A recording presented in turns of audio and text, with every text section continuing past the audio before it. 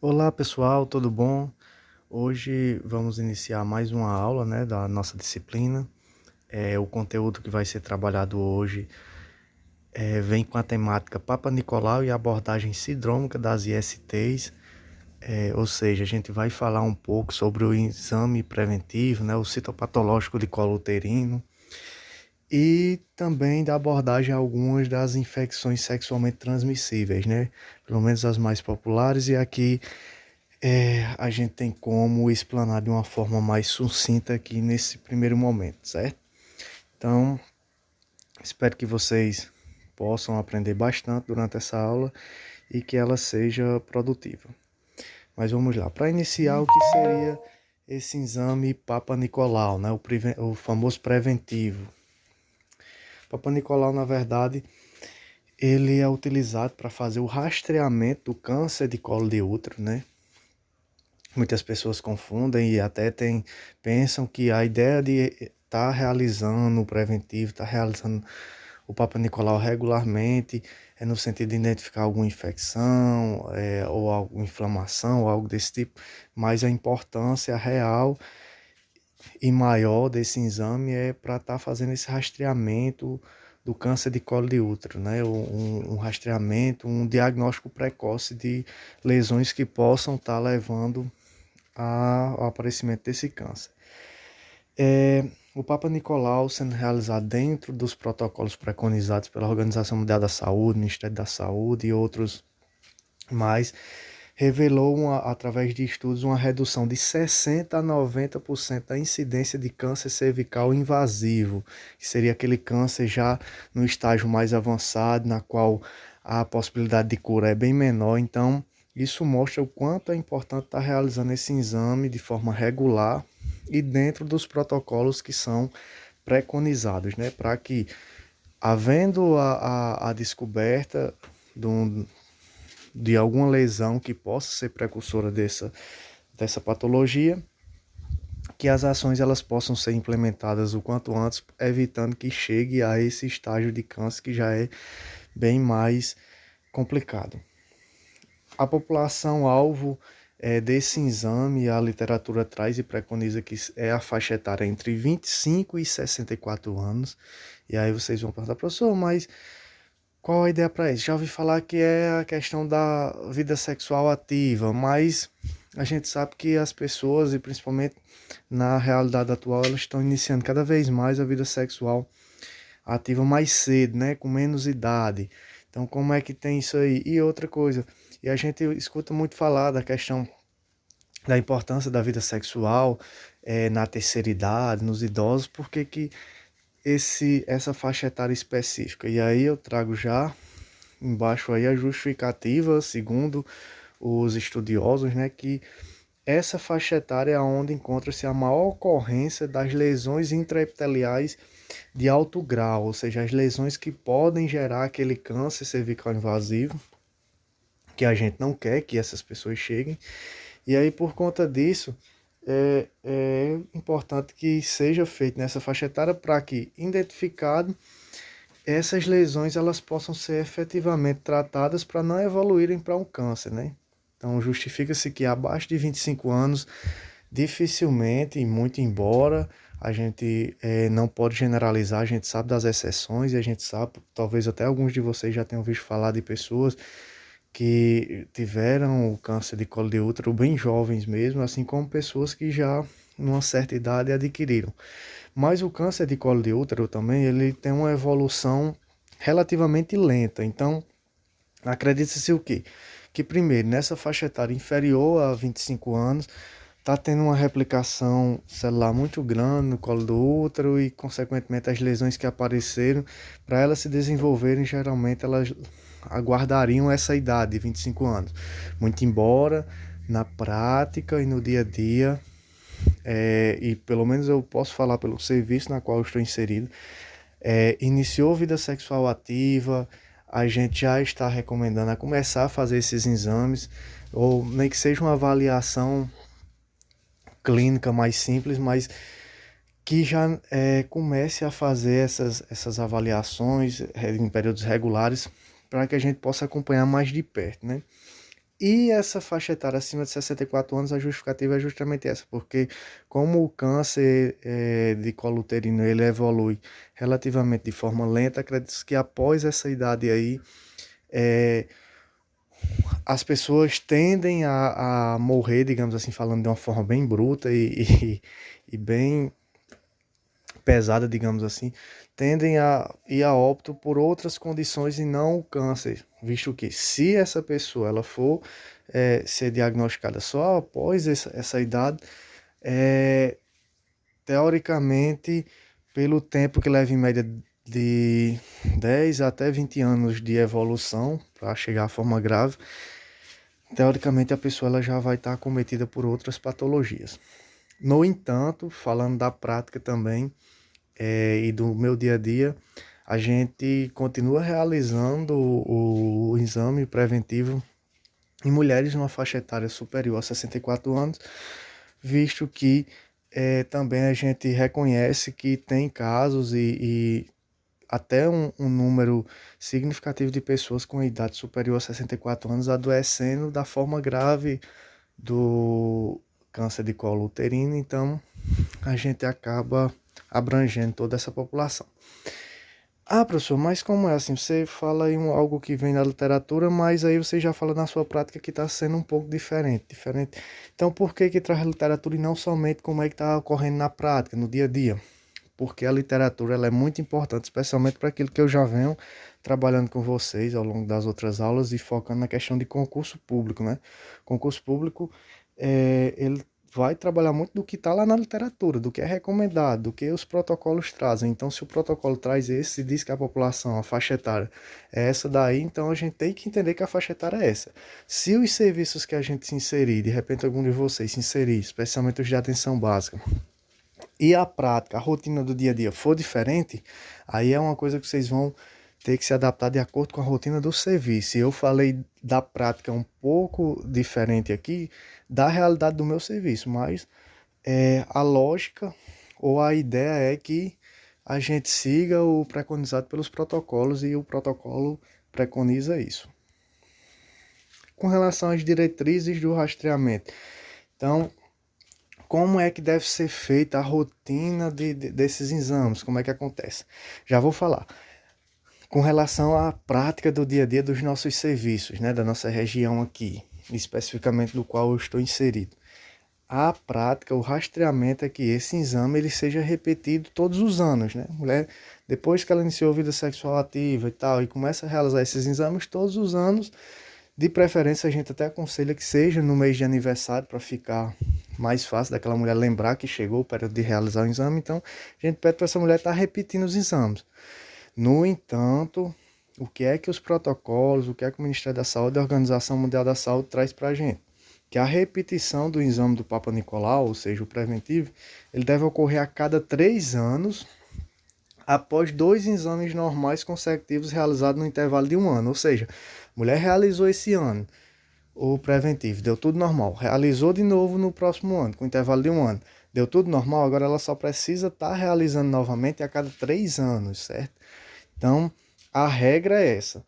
No entanto, na prática, como eu falei, mesmo com 2 exames consecutivos normais, a gente continua recomendando que ela faça esse exame no período de 1 ano para frente, certo? A repetição em 1 ano após o primeiro teste tem o objetivo de reduzir a possibilidade de falso negativo na primeira rodada de rastreamento, né? E aí eu costumo dizer que eu continuo seguindo o protocolo de realizar todos os anos, de recomendar que essa mulher faça todos os anos, para diminuir mais ainda o risco desse resultado falso negativo. Muito embora, como eu já mostrei para vocês aí, o protocolo traz que esse rastreamento ele ocorra a cada 3 anos após 2 exames normais consecutivos. E aí cada caso é um caso, né? Então é importante a gente avaliar. Tem aquelas pessoas que já estão numa certa faixa etária, que um exame se torna mais desconfortável ainda. Então a gente pode estar reavaliando esses conceitos e de fato recomendando um período maior de intervalo entre os exames. Mas aí é a avaliação do profissional que está à frente desse serviço. Com relação ao êxito nas ações, né? O que é que a gente precisa para ter êxito nas ações, visando o combate, o controle do câncer de colo uterino, né? Então, primeiro, informar e mobilizar a população e a sociedade civil organizada sobre a importância de estar realizando esse exame, né? E sobre a importância de estar fazendo o diagnóstico precoce dessas lesões precursoras do câncer de colo de útero. A gente também tem que buscar alcançar a meta de cobertura da população-alvo. Então, essas metas de cobertura elas estão presentes e são pactuadas anualmente através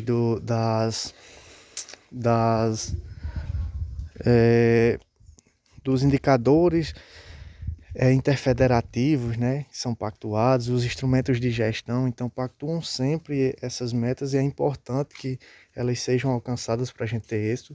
Garantir o acesso ao diagnóstico e o tratamento nas situações específicas, garantir a qualidade das ações, ou seja, os exames que tenham uma qualidade na sua realização, monitorar e gerenciar continuamente as ações que são empregadas em torno disso. Então essas são as questões em volta do êxito nessa ação, né? Com relação à anatomia da genitália feminina, a gente vai meio que descrever por cima aí, né? Uma vez que a gente já teve a oportunidade de trabalhar bastante isso no início da nossa disciplina, então só para ver que essa questão da genitália feminina, parte exterior, né, os órgãos que compõem a parte externa da genitália, e aí nessa outra imagem traz os órgãos que compreendem a genitália interna feminina, né? Avançando um pouquinho, mas antes de avançar, lembrando que é importante ter o conhecimento da anatomia dessa genitália, uma vez que durante o exame a gente pode estar identificando lesões não somente no colo uterino, mas em regiões que também necessitam ter uma abordagem específica. Com relação a mais especificamente a parte do colo do útero, vocês podem ver durante o exame e na parte interna da genitália, a gente vai focar bastante no canal vaginal, né? Observando se tem alguma alteração específica desse canal vaginal e principalmente aqui no colo do útero, né? Onde a gente vai examinar esse colo, vai fazer a coleta celular para que seja examinada a nível de laboratório e consequentemente a gente tenha resultado de normalidade ou de alguma alteração específica. Com relação à anatomia desse colo uterino, a gente vai ter a ectocéfise, né, que é essa parte externa, mais por fora do colo, e é recoberta por um epitélio escamoso, estratificado róseo, consistindo de várias camadas de célula, ou seja, ele é mais rosado, essa partezinha externa do colo uterino, e aí consiste de várias camadas de célula. A gente tem outra partezinha que é a endocéfise, né? Que é revestida por um epitélio colunar avermelhado, composto de uma única camada de célula. E aí essa endocéfise ela está mais na parte interna do colo uterino, né? Já na parte do orifício cervical externo ali do colo uterino. Então, vamos mostrar essas imagens aí, vocês podem observar, né? O colo, essa parte externa que é mais rosada, e aí por dentro desse orifíciozinho aqui é onde a gente vai encontrar as células da ectocéfise, né? Da endocéfise, desculpa pessoal. Então, essa imagem em cima também mostra, né? A parte azulzinha representa a parte da ectocéfise e essa parte vermelhinha de dentro a endocéfise. Então, tanto essas células da ectocéfise quanto as células da endocéfise, elas são importantes na realização do exame, pois elas são coletadas para que sejam analisadas. A imagem do lado aí mostra um colo uterino padrão, né, dentro da normalidade. A gente vê nos lados aí as paredes vaginais E aqui a região do colo cervical, essa parte mais rosada da ectocepse, né? E essa parte mais vermelhinha é parte da endocepse que está saindo para fora, né? Essa parte da endocepse ela vai saindo, como a imagem mostra aqui, vai formando essa área mais vermelhinha que é tida como uma área de ectopia, né? E aí essas células elas vão sofrendo a ação do ácido, do pH da vagina e consequentemente ela vai amadurecendo e criando outras camadas de células para se tornar também ectoceph, certo? Então isso é a anatomia de um colo uterino normal. A gente tem algumas condições clínicas que podem ser identificadas durante esse exame. A exemplo de uma delas é o pólipo cervical, certo? E aí, em geral, ele começa como uma hipertrofia localizada em uma única papila colunar. E quando se expande, ele origina-se como se fosse uma massa, né? E essa massa, geralmente, ela está ali logo na região do orifício cervical externo, logo naquela entradinha, como a imagem mostra aqui, ó. Mesmo naquela partezinha, naquele orifíciozinho do colo uterino, certo? E aí, em algumas situações, esse pólipo, ele acaba por contribuir para que essa mulher ela tenha uma dificuldade maior de uma gravidez, pode gerar algum sangramento, enfim, pode trazer algumas condições que necessitam de uma intervenção a partir do momento que é identificado. E aí veja essa outra imagem também, mostrando um pólipo também bem significativo no colo uterino. E necessita, para fazer sua retirada, que essa paciente ela seja encaminhada para um ginecologista, né? E ele possa avaliar e com os equipamentos adequados ele faça a retirada desse pólipo. É um procedimento relativamente simples, mas necessita ser realizado por um profissional capacitado. Outra condição clínica que a gente pode estar evidenciando através do exame são os cistos de Nabor, né?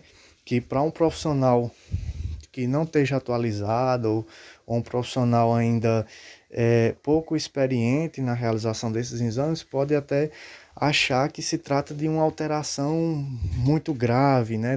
Como eu já escutei relatos de profissionais que identificou o cisto de Nabor e achava que era já um câncer em estágio avançado ou algo desse tipo, porque a imagem realmente, como vocês estão vendo, é bem surpreendente, a gente vê como se fosse alguns nódulos de fato no colo uterino e dá uma impressão de que seja algo bem forte mesmo, algo bem grave. Mas na verdade esses cistos de Nabor são nada mais nada menos do que canais que são, como é que eu posso falar para vocês? Eles são tapados para que saia algum tipo de secreção e consequentemente eles incham. É como se fosse um cano ou algo do tipo que a água não passasse e aí começa a inchar, né, naquele local. Então, acaba gerando esses nódulos aqui que são vistos podem ser vistos durante um exame especular. Então, esses nódulozinhos, eles não causam dor, eles não causam nenhum dano, aparentemente, à saúde dessa mulher. E aí eles, com o tempo, eles são absorvíveis, eles voltam ao tamanho normal. Enfim, não tem nenhuma significância clínica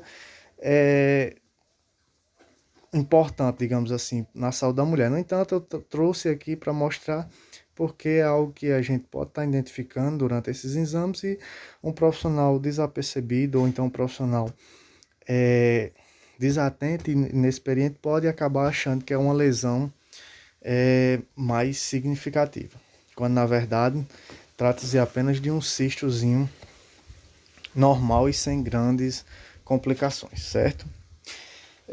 Pessoal, com relação à coleta, análise e interpretação da citologia oncótica, né, do exame preventivo ou Papa Nicolau, como a gente falou, recebe vários nomes de acordo com a literatura. Então, o que é que deve ser feito? Primeiro, orientações pré-exame, antes de realização desse exame. Quais são as orientações? Abstinência sexual por no mínimo 2 dias que antecedem o exame. Então, é bem importante isso. Ah, professor, por quê? Porque se de repente a pessoa tiver relação sexual um dia antes de realizar o exame, pode acontecer durante a coleta do material, que deve ser através da coleta das células ectocervicais e endoscervicais, ao invés de colher apenas essas células, o profissional pode estar colhendo de repente material do sêmen, né? E aí, quando for ser avaliado lá no laboratório, essa lâmina ela vai ser recusada, visto que ao invés de verificar e de ser analisado de uma forma mais específica as células do colo, vai estar lá presente espermatozoide, vai estar lá presente sêmen, e aí isso dificulta uma análise mais adequada. Então é importante que seja levado a sério.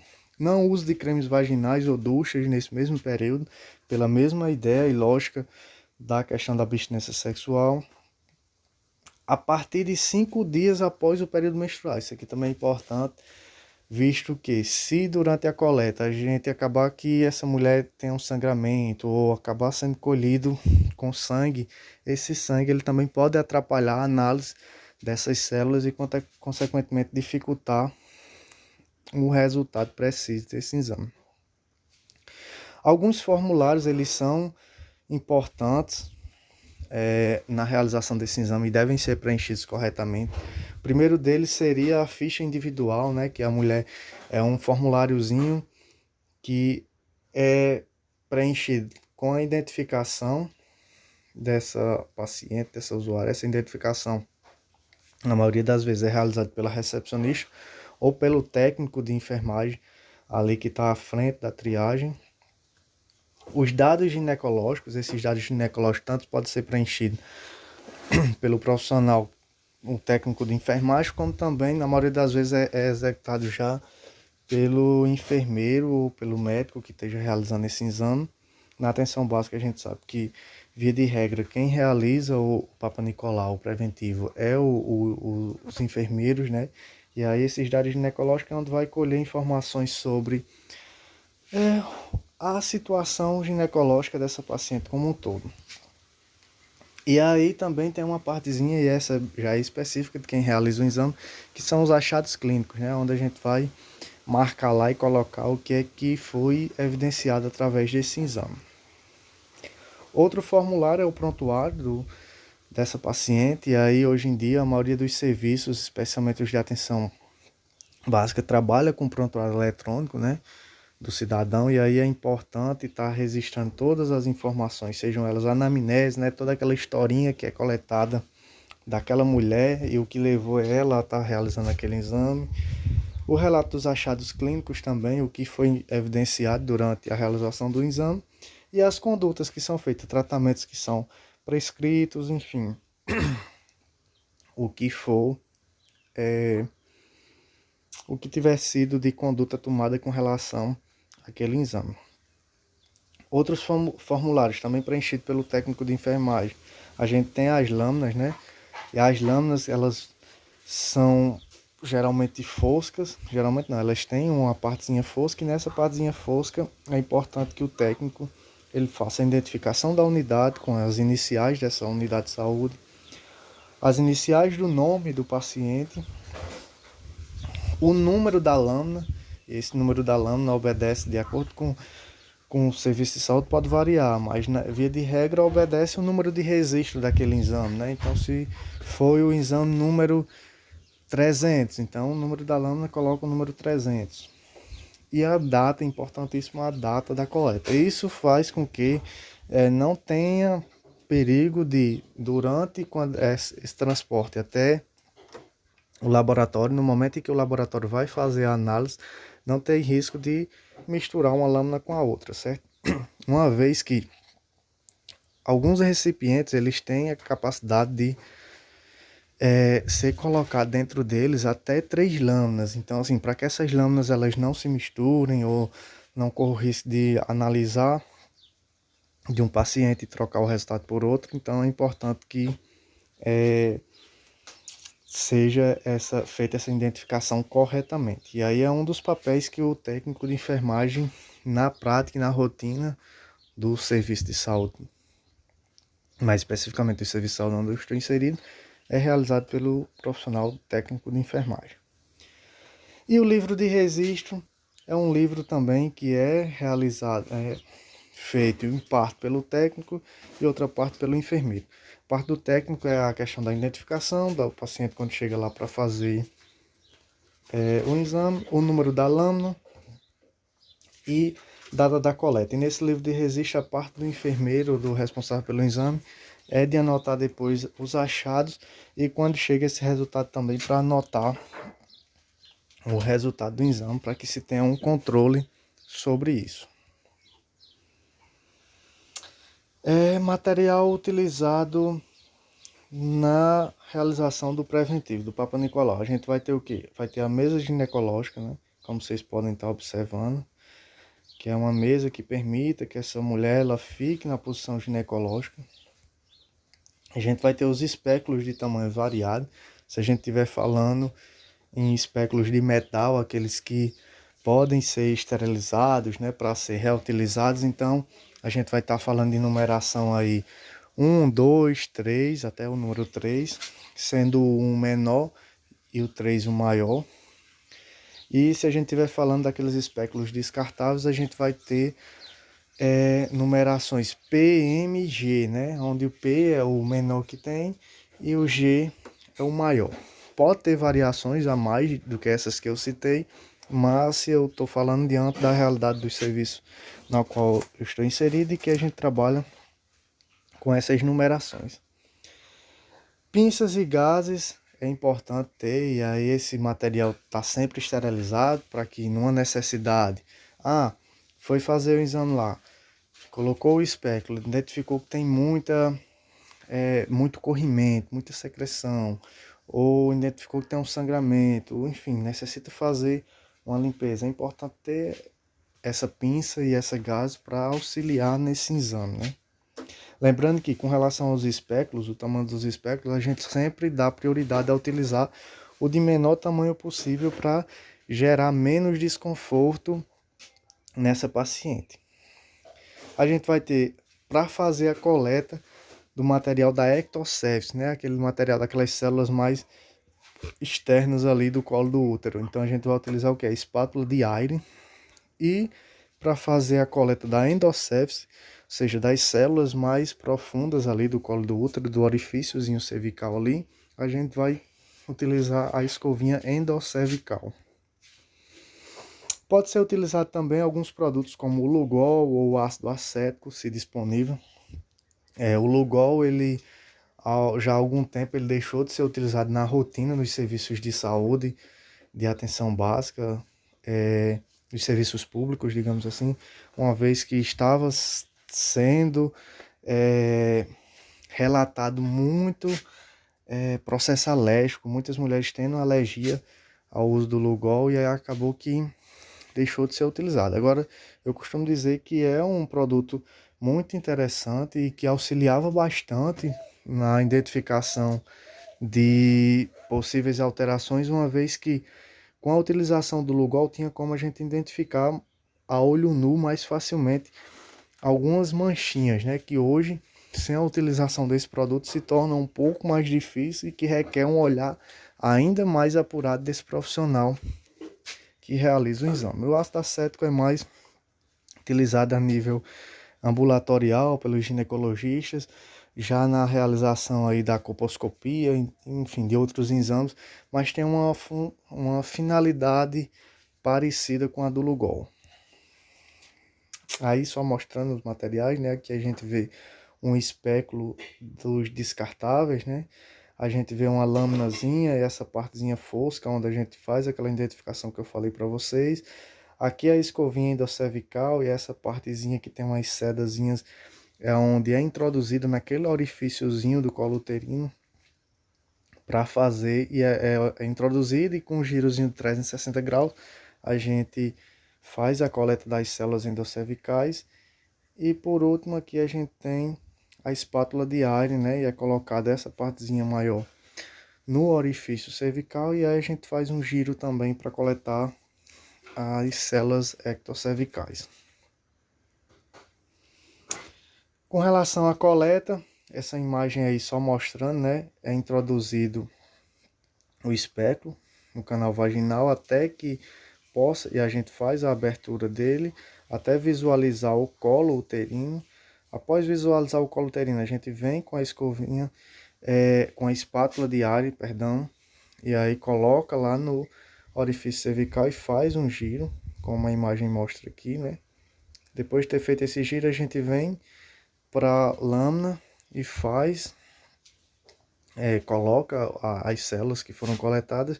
Depois disso, a gente vem novamente agora com a escovinha endocervical, introduz nesse orifíciozinho aqui, essa parte aqui dessa imagem, faz um giro de 360 graus e depois coloca na lâmina também. Essa lâminazinha, após feita a coleta, essa lâmina é colocada no recipiente. Como eu falei, pode ser colocada até 3 lâminas juntas nesse mesmo recipiente, uma vez que esse recipiente ele vai estar preenchido por álcool 99%, né? Um álcool que ele é bacteriostático, né? Ele faz com que se fixe todos os micro-organismos naquela lâmina e evite de passar de uma lâmina para outra, ou evite de que esses micro-organismos eles se saiam daquela região ali após a realização da coleta do exame. Ah, professor, então por que não coloca o álcool 70? Porque o álcool 70, diferentemente do álcool 99%, ele tem uma ação bactericida, né? Então ele vai destruir todas as bactérias, alguns micro-organismos, e aí a gente não quer que seja destruído, a gente quer que fixe para quando chegar no laboratório, o laboratório possa fazer essa análise de forma mais adequada e, consequentemente, emita um laudo mais fidedigno. Os procedimentos pós-coleta são o quê? Orientação sobre o estado atual e a impressão diagnóstica sobre o exame, como é que a gente visualizou aquele canal vaginal, aquele colo uterino. É importante que a gente explique para essa paciente o que é que foi, qual a impressão diagnóstica diante do exame. Encaminhamento e as orientações sobre a conduta após o exame, se é necessário encaminhar já para um ginecologista, se é necessário passar algum medicamento, algum comprimido, alguma pomada vaginal, orientação sobre banho de assento, enfim, orientação sobre vestimentas, higiene íntima. Isso é tudo feito após a coleta do exame. O envio do material, como eu falei, deve ser enviado para o laboratório, podendo, dentro de cada recipiente, até 3 lâminas, e aí tem alguns recipientes que eles podem receber até mais lâminas, né? Isso favorece também o trabalho e é uma economia.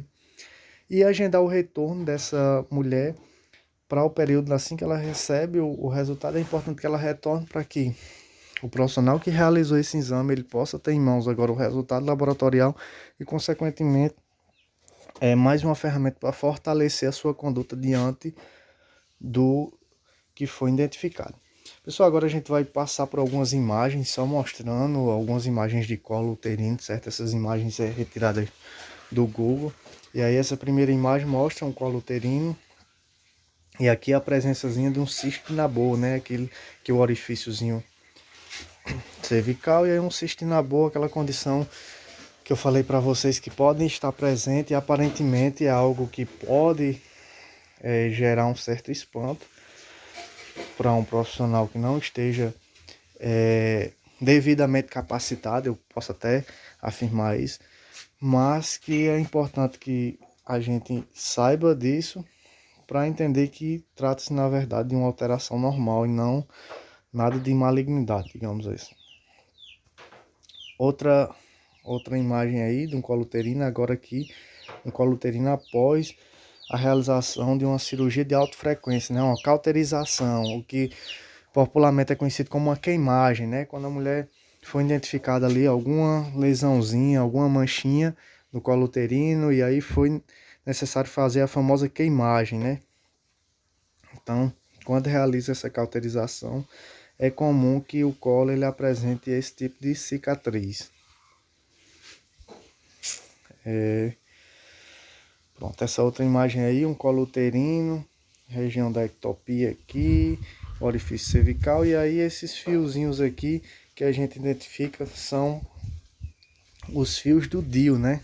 Então, paciente que utiliza DIU durante um exame especular, durante o exame Papa Nicolau, é possível a gente identificar, inclusive, essa fiação que fica passando do colo uterino, certo?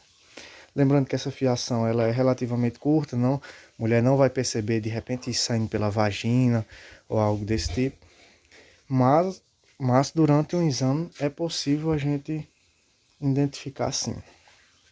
Aqui mais um colo uterino, agora com presença de uma massazinha, né, que é o pólipo, mesmo na região do orifício cervical. Aqui um colo uterino já apresentando algumas lesões. Veja que as lesões são características por apresentar uma cor diferente, divergente, geralmente mais esbranquiçadas, né, do que a outra região do colo uterino. E aí essas lesões aqui já indicam que são lesões precursoras de um câncer uterino, né? Então, assim, já são lesões precursoras, o que a gente trata até como codilomas ou HPV, né? A maioria dos HPVs, eles se manifestam através dessa alteração. E aqui outra imagem mostra também as lesões, ó, veja como é bem significativa. Nessas imagens a gente tem como perceber isso de uma forma mais clara, uma vez que foi utilizado, como a descrição da imagem mostra aí, foi utilizado ácido acético, então favorece, com que tanto o ácido acético quanto o Lugol favorece a identificação disso, mas como eu disse a vocês, esses produtos, especialmente o Lugol, eles deixaram de ser utilizados de rotina na saúde pública devido aos processos alérgicos relatados por muitas usuárias. E aqui a gente identifica também lesões já bem significativas, né, do colo do útero. Aqui uma lesão já de um grau mais elevado, já um risco maior de desenvolvimento de um câncer invasivo. Então uma lesão já bem mais severa, provavelmente de uma usuária, de uma paciente aí que não vinha fazendo os exames com tanta frequência, e levou a um diagnóstico já numa fase mais avançada. E esse colo uterino aí, vocês observam que o orifício cervical, e vocês estão vendo várias manchinhas vermelhas. Essas manchinhas vermelhas é típicas de uma infecção causada pela Trichomonas vaginalis, né? A famosa DST, antigamente conhecida como doença sexualmente transmissíveis, que hoje é tratada como ISTs, né? Infecção sexualmente transmissíveis. Então a Trichomonas ela tem essa característica, e aí às vezes a mulher já chega lá com uma série de queixas, desconforto durante a relação sexual, corrimento vaginal, coceira, um odor fétido, especialmente durante a relação sexual. E aí, quando a gente vai fazer o exame, se depara logo com um colo uterino dessa forma aqui. Então, já dá para cravar aqui que se trata de uma infecção sexualmente transmissível causada pela Trichomonas vaginalis. Agora a gente vai falar da abordagem sobre algumas ISTs, né? Inicialmente a gente fala da candidíase, que é caracterizada pelo quê? Por uma secreção branca, grumosa. Essa é uma secreção típica que as mulheres costumam relatar como se fosse uma natazinha. Então é como se fossem uns grumozinhos. Não causa dor, mas causa bastante coceira, né? A mulher relata bastante coceira, fica demasiado a região vulvar ali, aquela região mais superficial da região vaginal. A mucosa vaginal, o canal vaginal, durante um exame especular, além de causar um desconforto, tanto na relação sexual quanto na realização do exame também, porque já causa bastante inflamação, é possível perceber durante o exame que fica muito hiperemiada, muito vermelha aquela região, né? O tratamento é a base de miconazol, creme, né, que a mulher vai utilizar à noite durante 7 dias. Mas existem outras alternativas, como a nistatina, que é também utilizada à noite durante 14 dias. E aí, via oral, ou seja, comprimido, a gente vai ter a alternativa do fluconazol, né, que é utilizado em dose única. Então, só uma imagem aí mostrando, e vejam que essa imagem, o que é a candidíase, ela é bem comum esse achado. O canal vaginal ele fica cheio desse corrimentozinho branco grumoso, em forma de nata mesmo, que é o que as mulheres costumam relatar. Com relação às vaginoses bacterianas, a gente vai ter a famosa Gardnerella, né, a mais comum. E aí, essa vaginose bacteriana, a característica dela é uma secreção acinzentada, cremosa, que tem um odor fétido e que esse odor ele é aumentado ainda mais durante a relação sexual, durante o coito, né? E durante o período de menstruação, mas ele não apresenta sinais inflamatórios, como por exemplo a candidíase trazia essa questão da hiperemia, do edema, da coceira. Então assim, a Gardnerella ela já não é tão característica por isso, é mais por esse odor fétido. O pessoal costuma dizer que é aquele cheiro de peixe podre. Então assim, e é bem comum, mais comum até do que se imagina. Então, o diagnóstico dessa condição clínica é bastante comum na atenção básica. Tratamento a gente tem a base do metronidazol, que é a pomada vaginal, né, o gel vaginal, também utilizado à noite, durante 7 dias. A gente também tem a alternativa oral, né, de comprimido, que seria o metronidazol, 12 em 12 horas, durante 7 dias. E aí algumas imagens de corrimentos provocados pela Gardnerella, né, como vocês podem estar observando. E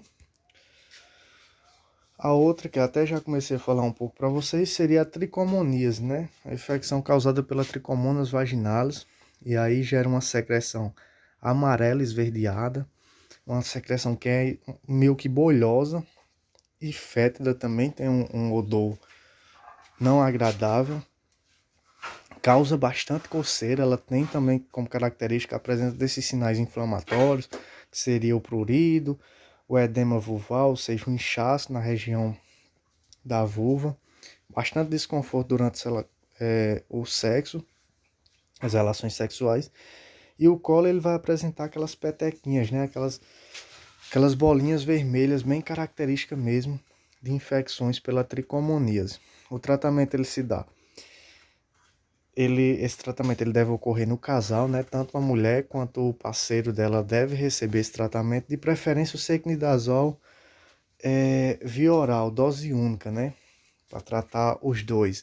E aí também pode lançar a mão para essa mulher do metronidazol gel vaginal também à noite, mas é importante e a gente sempre opta pelo secnidazol porque é dose única e tanto a mulher quanto o parceiro podem fazer uso.